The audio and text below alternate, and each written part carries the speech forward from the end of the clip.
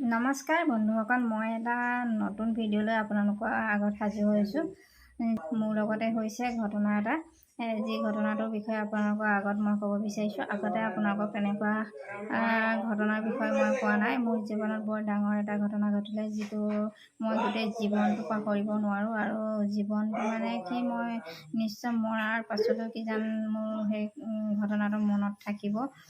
আৰু মোৰ অন্তৰ আত্মাতে বহি গ'ল। আৰু সেইটো যেন কাৰো লগতে নঘটক আৰু কোনো মানুহৰ লগতে নহওক।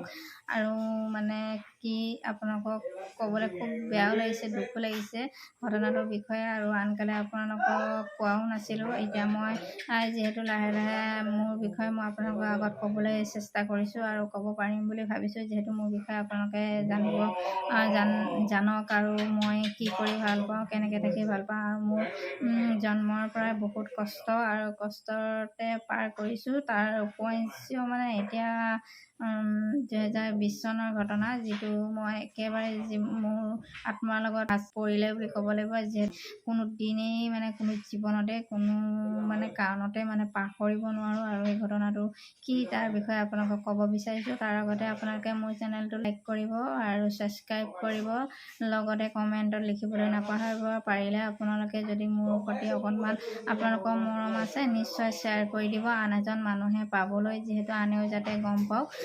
আৰু তাকে লৈ মই ক'ব বিচাৰিছোঁ, ভগৱানে এনেকুৱা এটা মোৰ লগত ঘটনা ঘটালে বুলি ক'ব লাগিব। যিহেতু আমি সদায় নেদেখাজনক বিশ্বাস কৰোঁ, আৰু নেদেখাজনে আমাৰ পৰিচালনা কৰি আছে বুলি ভাবোঁ, আৰু নেদেখাজনে আমাক সকলো সময়তে চাই আছে বুলিও ভাবোঁ।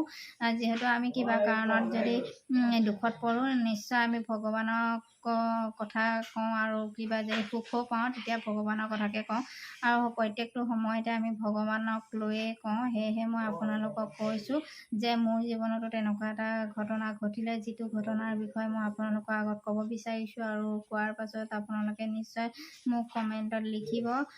মই কিবা যদি মোৰ ভিডিঅ'টো বনাইছোঁ, হয়, ভিডিঅ'টো যদি মই কিবা ভুলকৈ কৈ পাইছোঁ, নিশ্চয় আপোনালোকে মোক ক্ষমা কৰি দিব। আৰু আপোনালোকে যিহেতু মোক চিনি পাইছে, আৰু মোৰ চেনেলটো আপোনালোকে সকলোৱে চাই, আৰু আপোনালোকৰ সহযোগিতাতে মই 2000 ছাবস্ক্ৰাইবাৰ হ'বলৈ গৈ আছে। আৰু আপোনালোকে মোক মৰম চেনেহ দি যাব এনেকৈ, আৰু আগবাঢ়িবলৈ মোক উৎসাহ উদ্দীপনা দিয়াৰ কাৰণে আপোনালোকলৈ সকলোলৈ মোৰ ফালৰ পৰা বহুত বহুত ধন্যবাদ। আৰু আপোনালোকক মই এই চেগতে ধন্যবাদ দিছোঁ। তাৰ কাৰণে আপোনালোকে মোক বহুত বহুত আশীৰ্বাদ দিব। আৰু মোৰ চেনেলটো পাৰিলে অলপ সোনকালে মনিটাইজেশ্যন হৈ যায়, তাৰ কাৰণে মোক সহায় কৰি দিয়ক। ভিডিঅ'টো বনোৱাৰ কাৰণ এইটোৱে হ'ল, মই বহুত দিনৰ পৰা কম বুলি চেষ্টা কৰি আছিলোঁ, কিন্তু ক'ব পৰা নাই। যিহেতু আপোনালোকৰ আগত মোৰ নিজৰে সাহস পোৱা নাই মোৰ ঘটনাটোৰ বিষয়ে ক'বলৈ। আৰু এই ঘটনাটো বহুত মানে মই মোৰ হৃদয়খন কঠিন কৰি মই আপোনালোকৰ আগত ক'ব বিচাৰিছোঁ। ক'ব পাৰিম নে নোৱাৰিম তাকো নাজানো, কিন্তু চেষ্টাহে কৰিছোঁ। আপোনালোকে ঘটনাটো শুনি নিশ্চয় আপোনালোকৰ মনতো দুখ লাগিব, আৰু আপোনালোকেও নিশ্চয় ভাবিব, জীৱনত মানুহৰ সকলো সুখৰ পিছত দুখ, আৰু দুখৰ পিছত সুখ আহে। আৰু প্ৰত্যেকৰ জীৱনতে অকণমান সুখ আছে, আৰু অকণমান দুখ আছে। সেয়েহে মই ভাবিছোঁ আপোনালোকক কওঁ কথাষাৰ। আপোনালোকে কোৱাৰ কাৰণে মোক বেয়া নাপাব। মানে ঘটনাটো এনেকুৱা হ'ল, 2020 চনৰ কৰোণাৰ দিনতে মই ক'বলৈ গ'লে মই আপোনালোকক কৈ আছোঁ, আমি তিনিজন, মই আৰু মানুহজন, আমাৰ ল'ৰা এটা বুলি। কিন্তু সেয়াই সত্য নহয়। আমাৰ 2020 চনৰ আগতে আমি চাৰিটি প্ৰাণী আছিলোঁ। মানে সংসাৰত আমি 4জন সদস্য আছিলোঁ মোৰ সংসাৰখনত। কিন্তু 2020 চনৰ আগষ্ট মাহৰ 20 তাৰিখটো বহুত মানে দুখ লগা আছিলে, যিটো মোৰ জীৱনৰ মানে এটা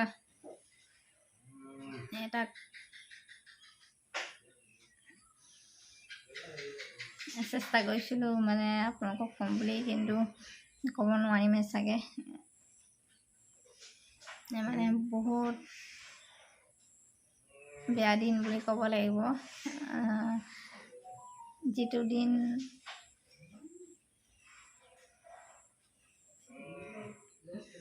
20 তাৰিখ, যিটো দিন মোৰ মানে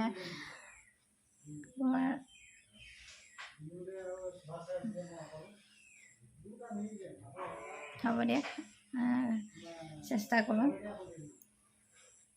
20 তাৰিখ 2020 চনৰ যিহেতু আপোনালোকে গম পায় কৰোণা কাল আছিলে, সেই কৰোণা কালতে মই মোৰ ছোৱালীজনী হেৰুৱাই দিলোঁ। আৰু সেই দিনটো মোৰ কাৰণে বৰ বিষাদৰ আছিলে।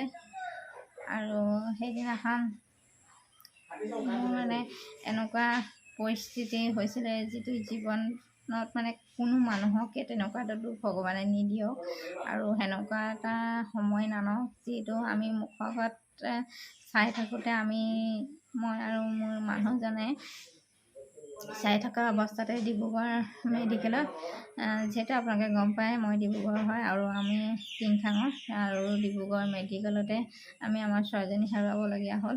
আৰু কি কাৰণ আছিলে নিশ্চয় মই চেষ্টা কৰিম আপোনালোকৰ কি কাৰণে ছোৱালীজনী হেৰুৱাবলগীয়া হ'ল। কিন্তু হেৰি দিনটো ইমান বিষাদৰ আছিলে যেন আজিলৈকেও মই মানে কোনো কাৰণতে মানে ছোৱালীজনী এক মিনিট সময় নভবাকৈ থাকিব নোৱাৰোঁ আৰু প্ৰত্যেকটো সময়তে মনত পৰি থাকে। ছোৱালীজনী আমাৰ বহুত মৰমৰ আৰু বহুত হেঁপাহৰ আছিলে, বেছি মোতকৈ বাপেকৰ আৰু আমাৰ ল'ৰাটো। সেয়েহে মই আপোনালোকৰ আগত ইয়াতকৈ বেছি ক'ব নোৱাৰোঁ। কেনেকৈ ঢুকালে, কি ধৰণে কি বেমাৰ হৈছে, মানে কেনেকৈ ঢুকালে তাৰ কথা মই পিছত আপোনালোকক চেষ্টা কৰিম ক'বলৈ। মানে আপোনালোকক কথাখিনি কোৱাৰ আগতে মোক মানে বুকুখনেই বিষাই গৈছে আৰু মই ক'ব এতিয়া নোৱাৰোঁ চাগে। আপোনালোকে মোক ক্ষমা কৰি দিব। মই নেক্সট এটা ভিডিঅ'ত আমাৰ ছোৱালীজনীৰ বিষয়ে ক'ম, কি হৈছিলে, কেনেকৈ হৈছিলে, আৰু ছোৱালীজনী আমাৰ মাজলৈ অহাৰ পৰা মই ছোৱালীজনী আমাৰ মাজৰ পৰা গুচি যোৱালৈকে মই ক'বলৈ চেষ্টা কৰিম। ইয়াকে কৈ মোৰ ভিডিঅ'টো সামৰণি মাৰিছোঁ। আপোনালোকে সকলোৱে চাব আৰু লাইক কমেণ্ট কৰিব আৰু ছোৱালীজনীৰ বিষয়ে যাতে আপোনালোকক মই ক'ব পাৰোঁ আৰু জীৱনৰ মোৰ ঘটনাটোৰ বিষয়ে আপোনালোকক নিশ্চয় কৈ দিলে মোৰ মানে হৃদয়খন অকণমান নিশ্চয় হালকা হ'ব আৰু পাতল হ'ব। আৰু সেয়েহে আপোনালোকক মই ইয়াতে ইমানতে ভিডিঅ' এটা বনাই সামৰণি মাৰিছোঁ। নমস্কাৰ।